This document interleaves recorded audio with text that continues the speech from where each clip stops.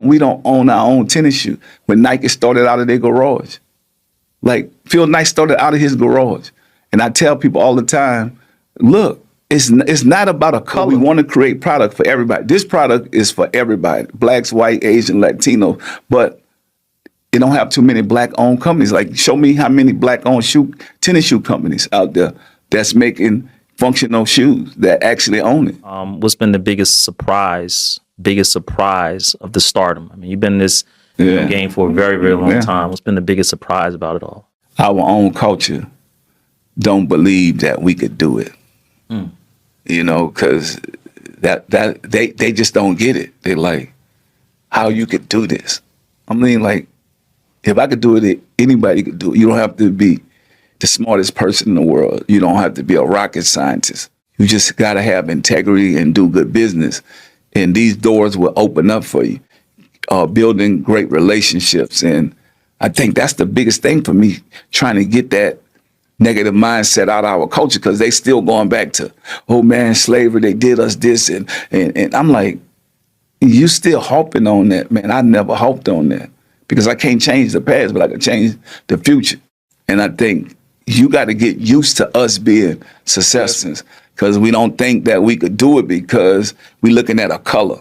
So, I mean, Muhammad Ali was a guy that, and I loved like his story, because he didn't care about that.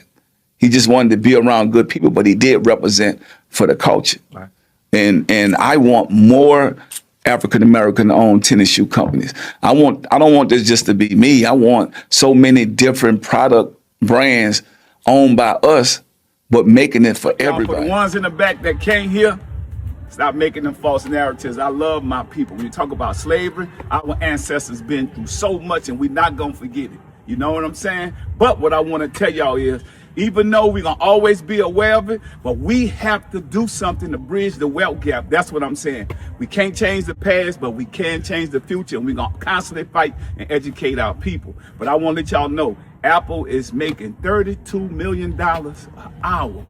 How do we get a piece of that? Because we need to be able to bridge the wealth gap. That's the only thing I'm saying. And that's the only way it's going to happen. We got to educate our people, to educate our culture. And that's what I'm... Yo, it's Big Ant, the spokesman, man. We back. Another edition of Urban Politicians TV, UPTV. Make sure you stay on your pivot at all times, man. Had to come tap in just as I expected. And if you watched the video I had dropped on this convo yesterday, I said that he would. Master P responded to the backlash and people calling him out about the comments he made where black people harping on slavery, then using those monolithic words that pretty much puts us all in the same category, all in the same mindset of we, us, my culture, my people. They don't want to do this, they don't want to do that, like we don't have these things going on that he's speaking of already, and like we ain't been doing them for hundreds and hundreds of years in this country. We caught this coming right here. But what I didn't expect was him to double down on being completely wrong, and then on top of it, call out the people who calling him out, as he went up in his caption right there and put up, and we're going to go live on this later as well, because we had a lot of people asking questions, wanting to give their opinions and feelings on it. And I said, well, we're going to break it all down later on tonight, bit by bit. But he put in the caption, for the ones in the back that can't hear, stop making them false narratives. I love my people. When you talk about slavery, our ancestors have been through so much, and we're not going to forget them. We're going to keep bringing awareness. And if we want to actually see a difference, we must take actions to bridge the wealth gap. That's what Master P is really talking about. We can't change the past, but we can change the future by bridging the wealth gap. That's what Master P said. Don't try to twist the truth. If we're going to create change, it starts with economic empowerment. I've been educating my people on this for over 20 years. And for the ones that don't want to hear the truth, stop trying to get clickbait. Whatever they meant for evil, God will use it for good. Now, let's be clear here, Master P. You said exactly what you said right there. You used those monolithic words, and then you said harping on slavery. They always harping on slavery, or we be harping on slavery. I'll try to tell them they do this, they do that. Master P, nobody else tells people to forget the past, to move forward without it. There's not another group, whether it's a race, religion, ethnicity, sexuality, lineage. We the only group that get told, don't focus on the past. Move forward. Just forget about it. Don't dwell on that. Don't speak on that. And that's really just a silence mechanism where people like Master P, who have made it out, became successful, they like, hey, it don't affect me no more. So, hey, y'all just stop worrying about that. Fam, they tell they people never forget. And they say it proudly, they say it boldly, and they never want to stop having them conversations. See, you're just not hip and preview to that because you're not going home with them. You're not really in their groups like that. You don't have these day-to-day convos where they sit around and talk about what their ancestors been through, and they will never publicly go and even use them words in the same sentence.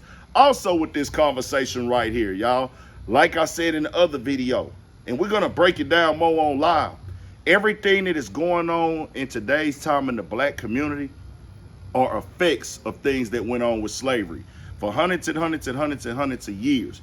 Even rap music becoming a thing. Rap became a thing off of rock and roll.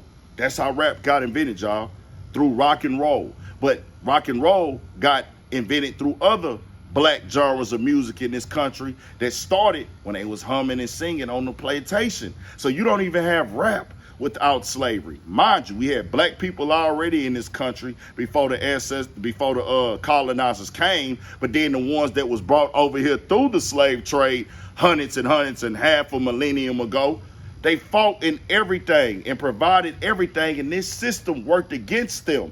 They had to fight and die. Nothing was given to them. So when people speak out on these things and other people have been awarded opportunities, money, funding, and things, people get awarded stuff that didn't even happen on this country. But when black people say something, it's an issue. See, that's that talking point from that other side. Then it's just so many layers to this that we got to break down, because one of them, even him talking about the clothes and shoes. Why we not doing this? Why we not doing that? Master P, you just did a show at the Complex Con last October, the Cash Money versus No Limit show. Did you not walk around at the event and see how many black people there had clothing lines? How many black people there have created their own shoes? It's thousands of them across the country. They own websites, they own brands, they're wearing them, they selling them, they creating, they collabing with each other independently on their own. They ain't going to the man. They say, we gonna figure it out. They getting it out their trunk. You talking about they did Nike out the garage? Boys out there selling their clothes out the trunks. I done bought them. I done traveled the country. I done went to Fashion Week, New York. I done went to pop-ups and stuff in Miami. I done went to LA and went to these events and seen our people having their own shoes. So when you, it's like, is you just completely out of touch? And then to have him come out and say this one, it's like, bro, your community, the descendants of slaves in this country, and there's just so much documented facts of things that they had in place to keep black people at the bottom throughout all these years, and for you to act like our people don't get up and work every day. Majority of black people in this country got jobs, y'all. I don't care what they tell you in the media. I don't care what your mind is trained to focus on. Majority of black people get up and go to work. They not sitting around waiting on a check from slavery. They not sitting around and waiting on reparations. What they want to do is keep you quiet so they don't have to deal with these type of things. We know it'd be discrimination at these jobs. We know it'd be discrimination in promotions. We know it'd be discrimination at these banks for loans, but we still got businesses. We got truck drivers, we got hot shots, we got barbers, we got clothing line owners, we got restaurants, we got lounges, we got real estate agents, we got project managers, we got a little bit developers, we got website creators, app creators, bro. We got all that in our community, bro. Majority of us is not sitting around not doing nothing. These are documented facts. So to act like we ain't out here working and grinding and pushing back off of the 500 years of stuff that done worked against us. Segregation and civil rights movement was just 60 years ago, bro. My grandmother is 97 years old. She almost lived 40 years of her life having to go outside and deal with racism every day. This is somebody that I just was kicking it with from Louisiana, where your family from.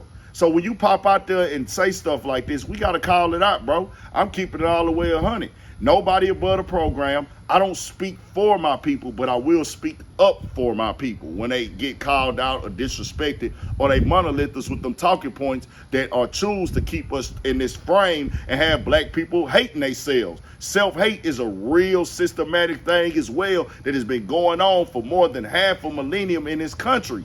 Keeping it 100. Somebody got to keep it funky. Stay on your pivot. We going to make sure we come through with the live with it, and y'all come tell me what y'all think. We talking facts only when we come later on the live with the details. 1000 for shit show.